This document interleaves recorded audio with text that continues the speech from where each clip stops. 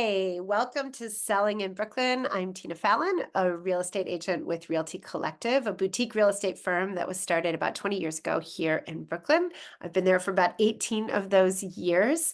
The company was founded to defy stereotypes about real estate, and we're basically your coach, your therapist, your sounding board, and we help you get through the emotional roller coaster that is selling in New York City, and we try to make it as low stress as possible. It's never going to be a no stress situation, but we try to make it less stressful. So one of the ways we do that is to introduce you very early in the process to a real estate attorney.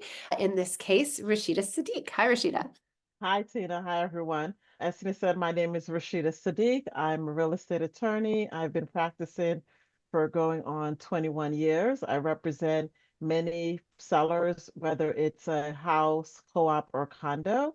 And I'm licensed in both New York and New Jersey. I represent clients in all of the boroughs, including also Nassau, Suffolk County, and Westchester.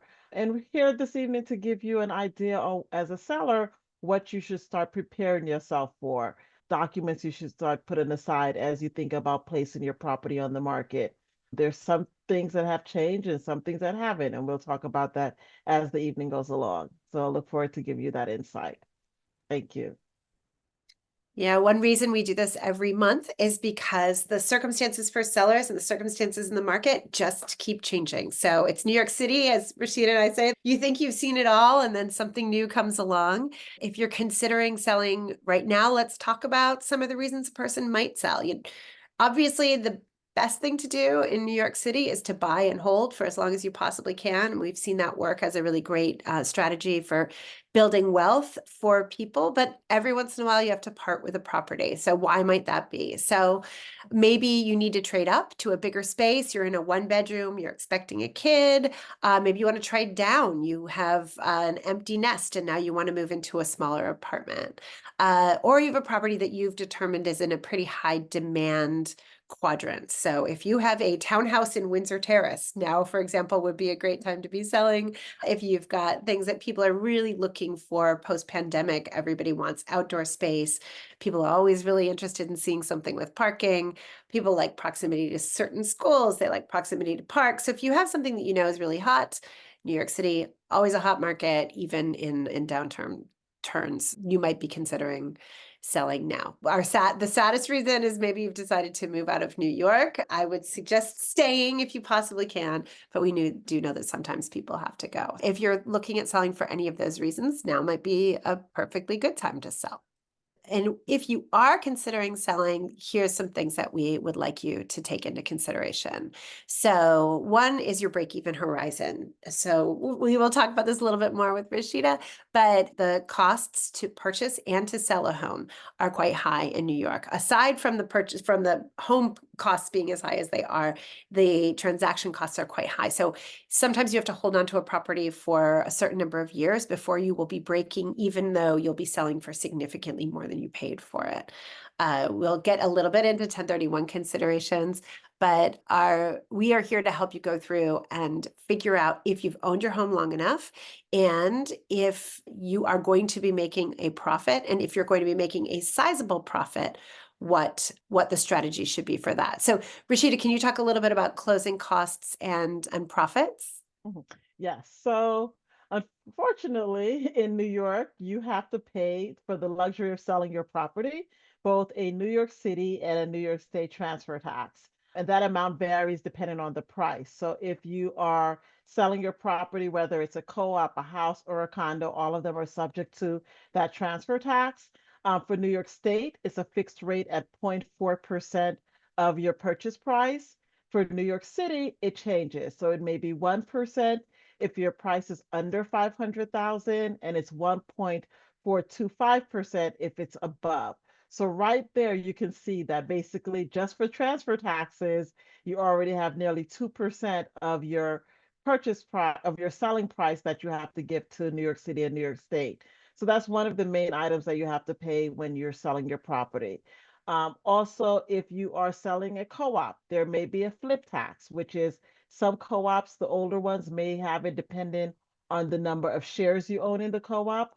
Others may have it based on a percentage of the profit, or sometimes even the just the gross sales price of the property. So you always want to touch base with your management company or your board to find out if your co-op has a flip tax.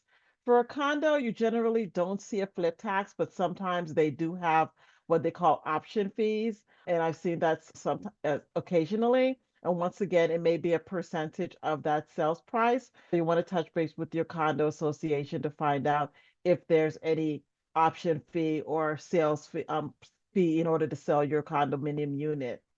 Other miscellaneous fees that you're going to have to pay, whether it's a co-op or a condo, or move out deposits, processing fees for the management company. Of course, you pay your realtor agent commission as well as one of your fees that you pay. It's also, if you're having a condo or a house, you may have real estate taxes, you may have open water if it's a house, and then of course your attorney fee. So basically, the main things that you're looking at is attorney fee, realtor commission, New York City, New York State transfer taxes, flip tax if it's a co-op, or option fee if it's a condominium, and then your miscellaneous fee and paying off your mortgage. So you can speak with your attorney, you can speak with your agent to do a calculation till you see that what your estimated closing costs are going to be. If this investment property, you may want to think about capital gains. This is something that you may not have to pay at the closing, but when you do your taxes, the IRS comes after you, federal government, and say, hey, we want our chunk of it as well. So you want to think of speak with an accountant, especially if you had this property for quite some time, because you may have purchased it at a slower amount and now you're selling it at a really high amount. So there may be a large amount of capital gains that you have to pay. If it's investment property, as Tina mentioned, there's a thing called a 1031 exchange, and we can probably do a full topic on that alone on the specifics. But just a summary, it's basically you're selling an investment property and you have to purchase another investment property within a certain time period. And you have to use those proceeds in order to purchase that other property. So you allocate your portion of your sale proceeds towards that 1031 exchange, and you're basically deferring the taxes. It doesn't mean that you don't have to pay the taxes. You're just pushing it along down the line because hopefully you keep on buying additional properties that you lower the capital gains that you have to pay eventually. So those are just some things that you have to speak with.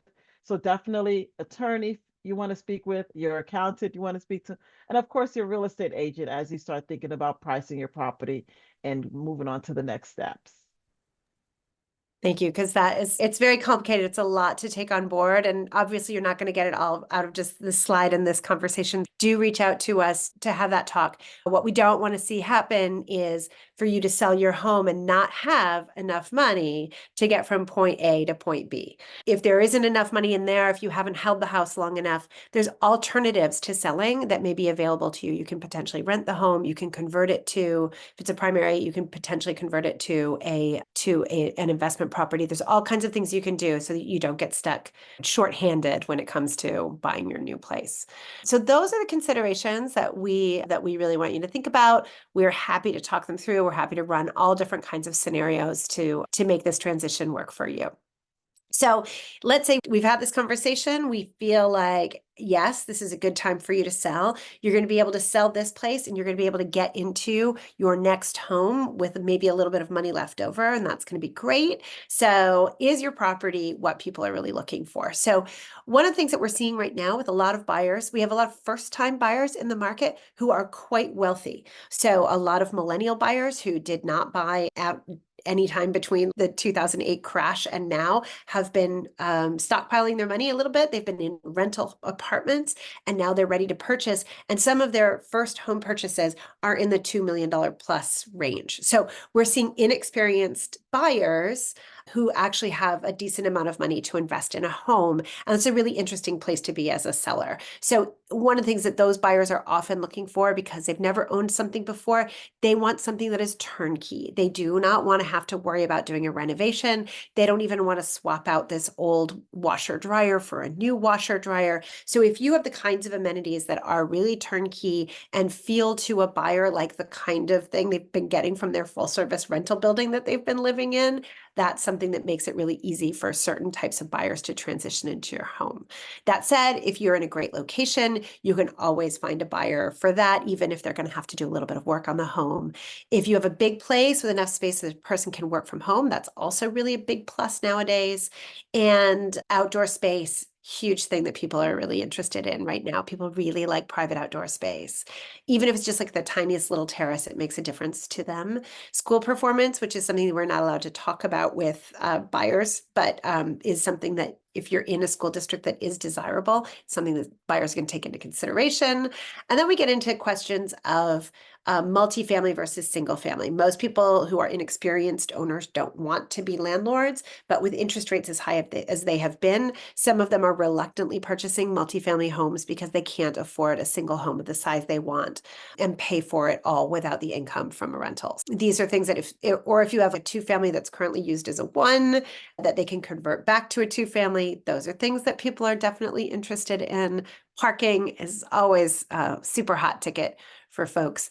And then timing consideration. So we include that here because your timing is what's going to drive this transaction. So if you're very flexible on timing, you're opening yourself up to a wider array of potential purchasers. But if you have a very strict timeline, either I've got to move within the next 30 days, then you know you're looking for a cash buyer, someone who can move very quickly. If instead you say, we don't want to move for another year, but we need the proceeds from the sale of the home in order to be able to buy something else, that's a very different kind of buyer, and you're limiting your buyer pool in that way. So these are things that you are worth thinking about as you go through the process, and really essential to talk through with your real estate agent before you start this process. Because the next thing is really, do you have a plan for after you sell? So we like to start there, honestly. So we like to start with where you're going to end up at the end of this whole process.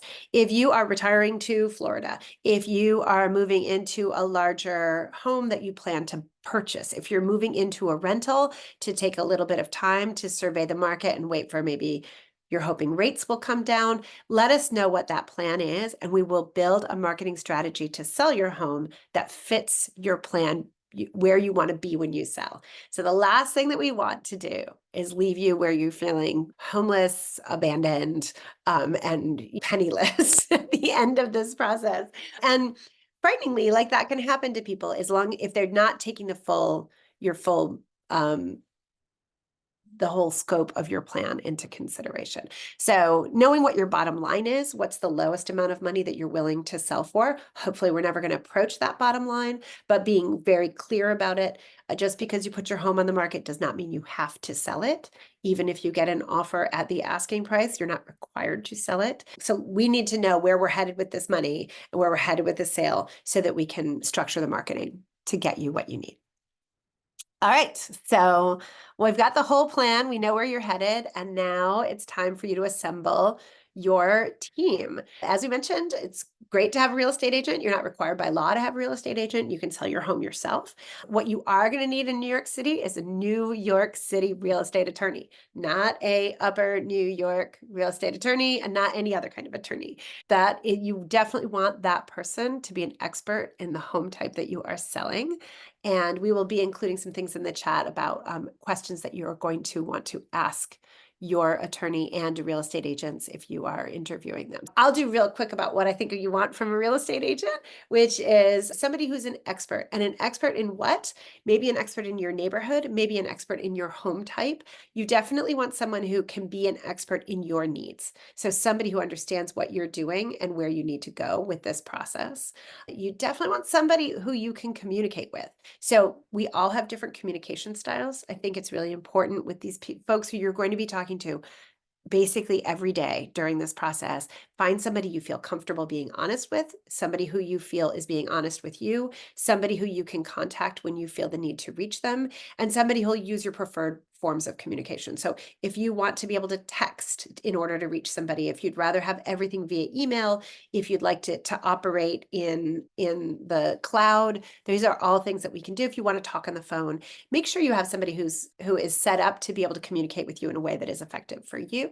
And I think people who understand your neighborhood and understand who the buyers are, the buyer pool is, for your particular type of home. And there's a lot of different real estate agents out there. We're a very small boutique firm. You may be interested in something that's a really giant firm with a really big team. You may want instead a little bit more hands-on attention. You may want to know that there's one person who will always be showing your home.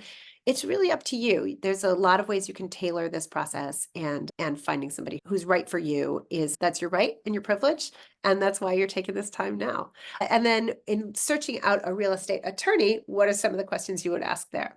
So definitely you want to find an attorney that actually practices real estate law. That's very important. Just that's one of the main reasons is they have to hold the down payment, the buyer's down payment in a special escrow account. It's called an IOLA account. And that is specially, you have special insurance on it. You want to make sure that attorney does real estate. So they have a special IOLA account that they can hold the buyer's down payment. That's just off of the top. Secondly, you want to make sure that the attorney knows real estate because there's so many variations of properties, whether it's a house, a mixed-use property, a condo, or a co-op. The contracts vary for those specific properties. The steps that will be necessary that the attorney needs to do as your attorney throughout the process varies as well. So if they are familiar with the co-op, they know that the type of contract they have to prepare. They know that they have to ask you about your stock certificate and your proprietary lease. They know they have to order those things way in advance than just when it's turning to the closing. They know they have to review the lien search and take care of any open items such as UCC filing. So there's specific language and documents that are specific for that transaction. So you want to make sure that your attorney knows what they're familiar with real estate, and then particularly familiar with the type of properties. Do they do closings on houses?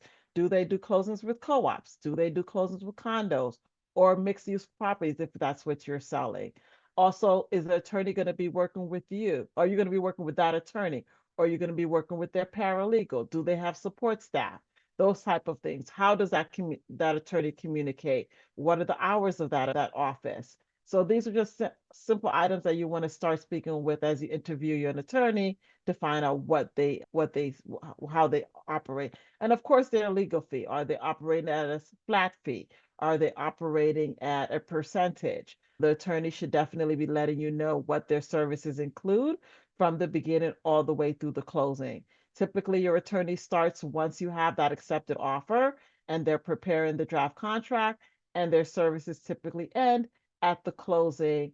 Once you close, they'll send you a final closing document of all your documents. But you want to have a conversation with that attorney. If their services cover post-closing items, are there additional fees? If you're closing with a power of attorney, are there additional fees? So have a conversation about that with your attorney.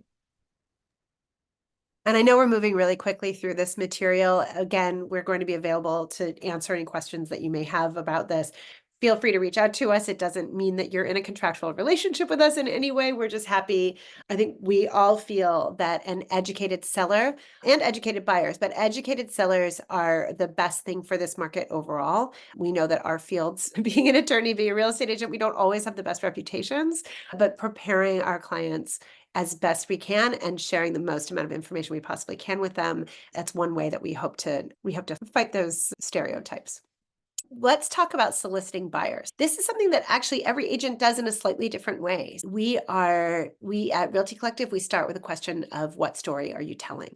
What story does your home tell? So if you're selling a 5-story multifamily building that is fully tenanted, that's telling one kind of a story. If you're selling a 1-bedroom condo in a new construction building that has a massive amenities package and is super slick and the lobby smells really good, that's another kind of a story. But what we generally want to make sure is that we're telling a consistent story throughout. So if somebody comes into that slick lobby and it smells great and there's low music playing, and then they get into your apartment and it's pretty chaotic and filled with just like stacks of books everywhere, that may be a little bit of a turnoff for the buyer. So we really want to make sure that we're telling a consistent story from start to finish. So that includes that includes the staging of the home. So we don't do virtual staging at Realty Collective. We have our own staging materials. We are a small company, so one way we compete with the larger companies is that we do staging for free for our sellers in most cases. And that's a service that we can provide that gives us a little bit of a leg up on the big guys. But we think it's really important so that the buyers can imagine themselves in the home. Sometimes people will think, oh, just an empty room, so people can imagine themselves living there. People really don't have that kind of imagination. And the people who do are like developers who don't want to give you a lot of money, or architects who don't have a lot of money. And so if you really want to attract people, it's really important that and you tell a consistent story. You do that through the staging, you do that with all of your five senses. So that is something where if the house smells like cats, maybe that's something that we want to address beforehand. If it's something that we can't address beforehand, we definitely want to make sure that people who are allergic to cats, for example, know that in advance before they show up. So again, a consistent story. It doesn't always have to be the best story, but it needs to be consistent. And you need to find a broker who can tell that story for you. Let's say we've done a really great job. We've cleaned the house. We have staged it. Nothing smells like a cat. We have really beautiful photos and floor plans. When the clients are looking on, and they're like, people are buying or refreshing. When those first images show up, they're super attractive to those buyers. They reach out to their broker and they say, I want to be the first person in to see this place. They all come to the first open house. There's a lot of excitement around it, and you start to get offers. So if you've priced the house, you're going to get an offer probably at or around your asking price in the first round of offers. And that can give you pause as a seller and feel like, oh, maybe we underpriced it. Underpricing is rarely a problem in our field. If we've underpriced it, you'll get multiple offers and the offer will go up. The offers will go up from there. But just because an offer comes in at asking price doesn't mean you underpriced it. So sometimes that first buyer is the person who is the most motivated. They've seen everything that's out there. They've just been outbid on something else. They understand the market. They know this is the right price. They're coming in with a really strong offer. Definitely take those first offers really seriously. And then if an offer does come in low, always counter it. You never know. Sometimes people are just, their process as a buyer is they want to see if they can get it for less. It's a totally understandable human desire, is to see what's the lowest amount I can pay for this. Just because that number comes in low, it doesn't really help you at all to be like insulted by that low number and then just say, I don't like those guys. They gave us that really bad offer. Those people might come up. They might be your buyers. So always take it into consideration and always counter that offer. Or say, you know what, it's a little low. We're waiting to see other offers come in, but don't just give them the brush off. They may come up and be your buyers. So let's say we've gone through this process, we've considered the offers, we've got multiple offers in, and now we really need to decide which offer you're going to take. And a lot of that is going to come down to, and then you can actually go to the next slide, is do we have everything that we need to do this, to close this deal quickly? If you do, then you can just pick whichever offer is best. But if there are some things that you know are a little bit wanting with the home, so if, for example, that when they do the inspection, they're probably going to find out that there are some issues with the HVAC system, or that there is an open violation that we know we need a little bit of time to clear. Those are things that we're going to have to take into consideration when we're looking at those offers. And also, if there's somebody who says, here it is, it's all cash, we want to close next week. Can you be out next week? Is that reasonable for you? And if not, then maybe the all cash buyer isn't better for you than somebody who's offered a little bit more money, but is more flexible on their move-in terms. So we will break it down and look at every offer. The highest offer is not always the best offer. The cash offer is not always the best offer. It really is, we're going to find the offer that's best for you and then go with those folks. At that point, their process is really going to get going. And because we put a deal sheet together with all of the agreed upon terms, and we hand it over to your attorney and also to the buyer's attorney. So now you've had some counter offers, your realtor has handled that part. But even before that, as we're talking now, there's things that you should start thinking about putting aside. as you start cleaning out the property to get it, ready for staging. If you have a house or a condo, do you have a copy of your current deed? Do you have a copy of your owner's policy from when you purchased the property? Do you have a copy of the survey if it's a house? So start looking through your old documents and put those aside, because these are things that your attorney may need once we get to the point of preparing the contract of sale, or once we get to the point of getting a title, the buyer side gets a title search done on the property. If it's a co-op, do you have your original stock and lease if you paid off your mortgage? If you haven't paid off the mortgage, then of course we'll just need your current lender's information, and we can make sure that they bring that original stock and lease to the closing. But even if you haven't paid off your loan yet, you still want to at least have a copy of your stock certificate and a copy of your lease, because your attorney will want to make sure that the names appear exactly as they do on those documents and match it to the contract of sale. Because maybe in the interim you got married, or maybe you got a divorce, or maybe you own the property with your um, sibling or your parent and they're no longer on the stock certificate. So we always want to make sure that we have the copies of the latest documents, whether it's your recorded deed, whether it's the stock certificate or lease, so that we can match it when we're preparing the contract of sale.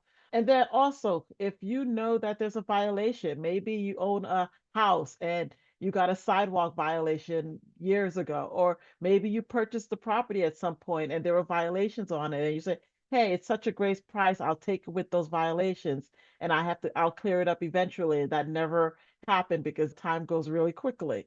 So these are things that your attorney can probably look up the property to see if there's any Department of Buildings or HPD violations. Did you do work on the property? Did your contractors pull the correct permits? Did they close out those permits? That comes up a lot, whether it's a co-op, a condo, or a house, because you had the work done, you paid your contractor, and they forgot to do that final paperwork, which is closing out the permit. And now you're selling the property and you have to close out that permit, which can take months if your contractor didn't do it properly. Things you want to start putting aside and looking up the property. And of course, as I said, your owner's policy if you have a house or a condo. There's something else that is new. If you're selling a multifamily home, it's so fresh, we don't even have a slide for it. But there's a new property disclosure that people have to fill out. Is that right? Actually, it's not for it's for 1 to 4 families. So it doesn't apply to co-ops or condos, but it is for it does also single family, 2 family, 3 family, 4 family. If the property is in the name of a trust or it's in an estate sale, you don't have to fill out that form. But if it's owned by you individually, if it's a 1 to 4 family, also if it's owned by your LLC, you do have to fill out that form, and it's called a property condition disclosure form. It has information is yes, no, I don't know, not applicable. Your agent may have you give it to you. Your attorney definitely, if you haven't received it from your agent, your attorney should get it to you, because it has to be turned over to the buyer with the contract of sale. And it's things about whether there are leaks in the property that during your ownership, whether you have the age of the roof, the electricity. Even though the buyer is going to do their inspection and they have to rely on that inspection, and not the property condition disclosure statement, you still, under New York law, have to give that statement as a seller. There's no way around it, unless, as I said, you have an estate or it's a trust and it's a co-op or a condo. But if it's a house and it's a 1 to 4 family, you do have to fill it out. Thanks, and thanks for the correction. I keep getting it wrong, which is why it's so good that there are real estate attorneys. Multifamily is 2 to 4, so you were right. Yeah, Yeah. but right, single family homes as well. And also to be clear, like a lot of these things, as Rashida mentioned, like you may not know that you have a sidewalk violation. It's very common. They come up all the time.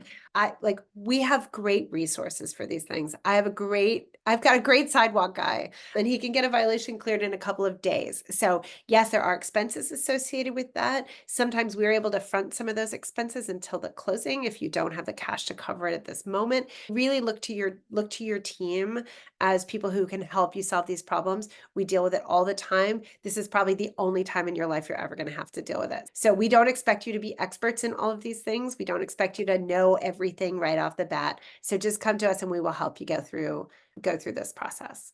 The other thing about this is that you really want to have this all handled in advance as much as possible, because from the time the deal sheet goes out, you've accepted the offer, the contract's going out, it's being negotiated. There, if the buyers are doing an inspection, they're booking their inspection and then reviewing the results of that inspection. During this period of time, the buyer can walk away for any reason. An accepted offer is not a legally binding status. It is in some other places where there are binders, but there is not that kind of deal here in New York. And the good news for you as a seller is it also means that if somebody comes along with a better offer, you can actually move to a different offer with impunity. You do not owe anything to the buyer whose offer you've already accepted. We do try to treat all of those people with as much respect and consideration as possible, because as we're mentioning, anything can go wrong at any time. We don't want anybody to be mad at you as we go through this process of getting you into contract. So time is really of the essence. The clock is ticking from the moment you have an accepted offer. And that's very stressful period of time of a week to 2 weeks between accepted offer and closed and signed contract is one of the two most stressful times for a seller. So we definitely want to have all of our paperwork ready. We want to have, if you're selling a co-op, we want to have the offering plan ready. Come to us. A lot of those things are available. We can find them electronically if you don't have a hard copy of it in hand. We definitely want to get this done as quickly as possible. And we do not want to be the reason that there's friction in the deal. We want to be as prepared as possible. Okay, we've done everything. They sign the contract. They give a 10% down payment, which is written and is held by Rashida's Iola account. And then they start off on their journey of, usually if they're doing financing, they have a lot of work to do with regards to the loan. On your side, while it may be tempting to just relax, actually there's a lot to be done for the sellers between the time you're in contract and the time you close. I will yield to Rashida to talk about what your paperwork and legal responsibilities are, and then I'll talk about your physical responsibilities. So once you are in contract, so that means the buyer side has done their due diligence. They sign the contract first, given the down payment to your attorney to hold in escrow. There are deadlines. So if the buyer's getting a mortgage, they typically have 30 to 45 days to get the mortgage commitment, which means that they're doing an appraisal on the property. They're working with their lender. So not much for you to do under that end. If you are selling a co-op or a condo, your your management company may have an application that there will be probably parts of it that you have to fill out. So the buyer still has the majority of the documents in that application, but you also may have fees that you have to pay, or as I said, information that you have to fill out as part of that application process. And that's typically done soon as that buyer has received their commitment letter, within about a week or so after they get that, whether it's a co-op or a condo. Because for a co-op, your board will have to approve that buyer, or for a condo, your building would have to give what we call as a right of first refusal waiver. If it's a house, you don't have any of that part. It's just really waiting for the buyer to get their mortgage commitment and then the bank clearance to close. Also, the title report, which your attorney is going to review to make sure that there's no judgments, liens, violations. If anything comes up, then those documents I mentioned earlier, whether it's the survey or your owner's policy or your mortgage statement, those are things that your attorney is going to need for you to provide if you haven't given that to your attorney already, to clear up those title items or the lien search items in order for you to get to that point of going to the closing. Your time period of close is typically 60 days on or about if it's a house or a condo, and it's roughly about 60 to 90 days if it's a co-op. So as the buyer is doing their end of things, you as a seller should start preparing once you know they have the mortgage commitment, they're being interviewed by the board, they submitted the application, or there's no issues with title, that you start preparing yourself for the closing. Because at the closing, you have to vacate the property and deliver it vacant and broom clean. So there's a lot of moving parts. If you haven't moved out of the property already, you want to have a conversation with your attorney about that closing date, realistically where you are at the process. You're in touch with your agent, you're in touch with your attorney as things move along regarding the mortgage commitment, the title search, the lien search, or the various approvals that are needed. And your attorney will be the one to coordinate with all of the parties for that actual closing date and scheduling that closing date. And we'll talk about what that looks like when we get to that point of scheduling that closing date. Um, but for the most part, you're not doing as much when you're in contract, but you still have some things that are probably paperwork. You're probably doing more of getting yourself prepared, ready to close, to clear out the property if you haven't done that in time for the closing. And as pretty nobody likes moving. Moving is really one of the most unpleasant activities in your life. So we do understand that's not fun, but starting that process as soon as you can. We also, if you have a property that you have an accepted offer on and it's staged and it's looking great, don't start packing yet. And in some cases, if you're a little bit concerned about the wobbly finances of your buyer, don't start packing until you have that commitment letter.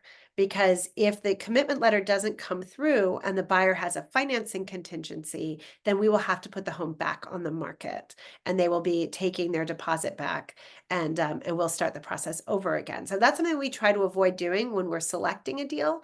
But if you only have one offer and their finances look a little wobbly, but it's worth it to take a chance on them, if they don't get the commitment letter, we have to put it back on the market. It's best to have everything stay staged to keep everything clean as you can during that whole process. But once we know we're done, we're gonna be making it to the closing, then that's the time to start packing, to understand what you're moving where, and we can be really helpful with that process as well if it's something that feels too overwhelming to you.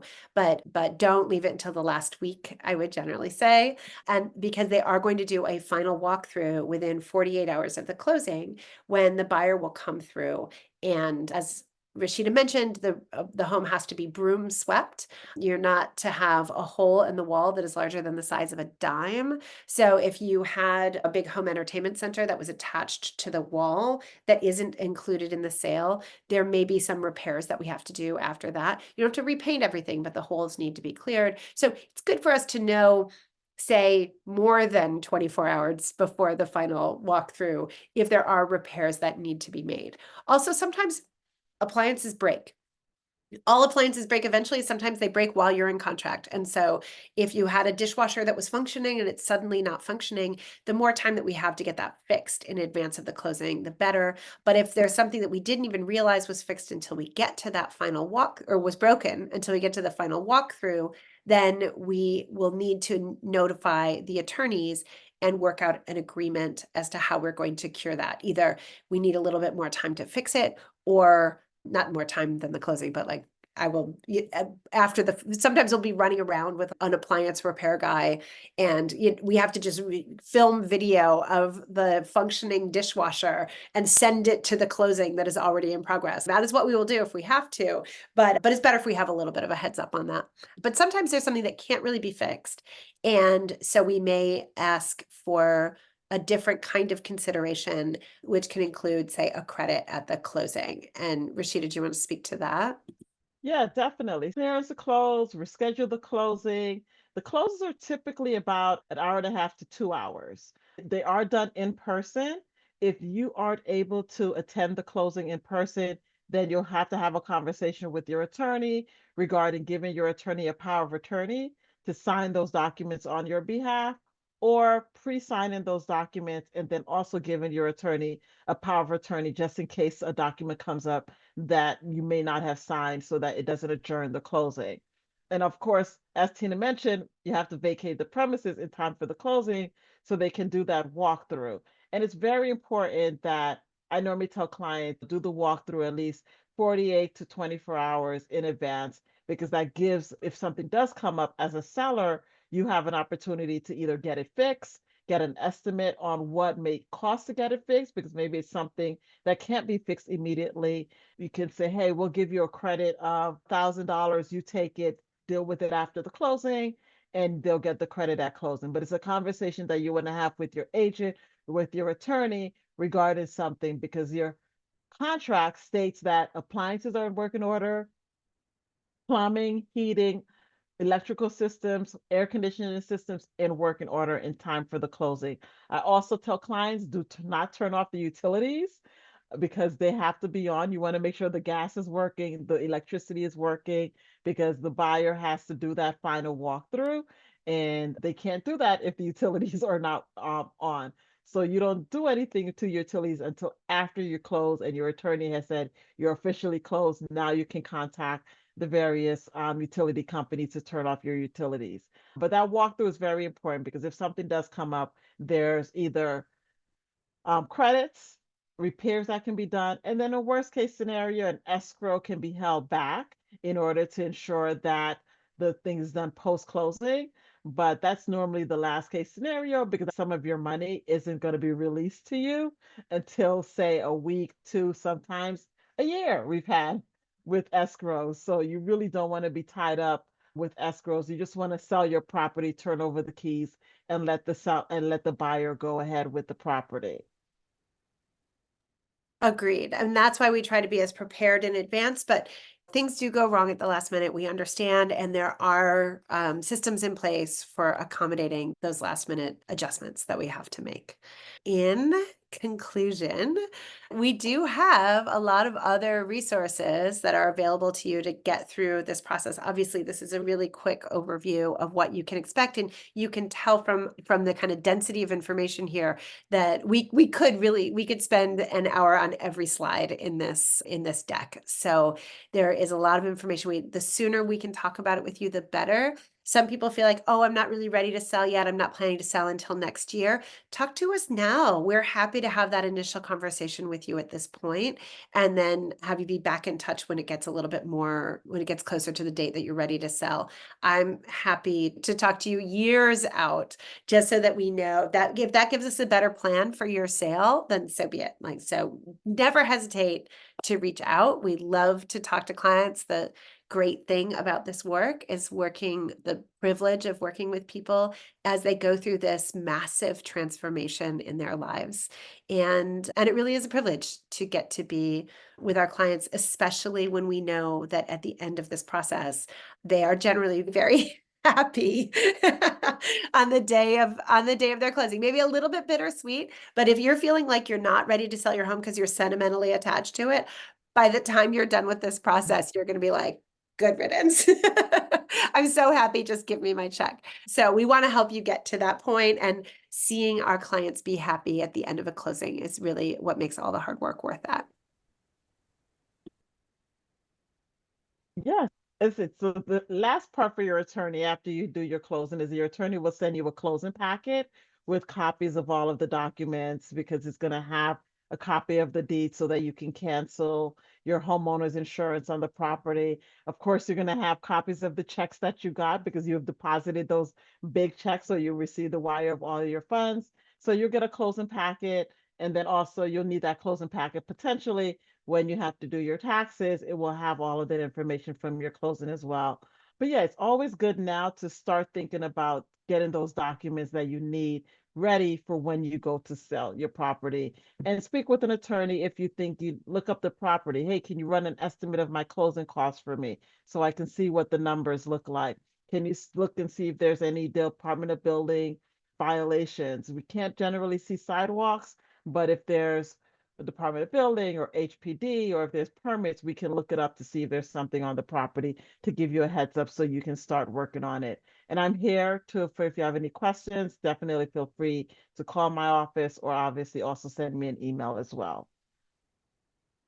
Yes, and one of the things that I love about working with Rashida is that she does understand that sellers are human beings, and is happy to share that information with you. And we're also happy if you doesn't make sense the first time, just ask us again. We will go through it as many times as possible.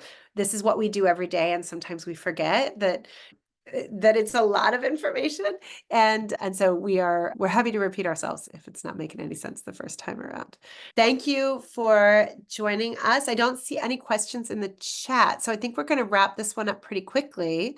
And if anybody is curious about what is happening with sellers' commissions, please feel free to reach out to me directly. Again, we could do an hour on it and what the impacts of the National Association of Realtors settlement has been on New York City. Spoiler alert, not much, but we'll see. Everything changes, and I may have a different answer to that question next month, but please do reach out anytime. And we look forward to helping you with your sale. Bye, everyone. Good evening. Bye, thanks. Have a good one. Bye. Bye.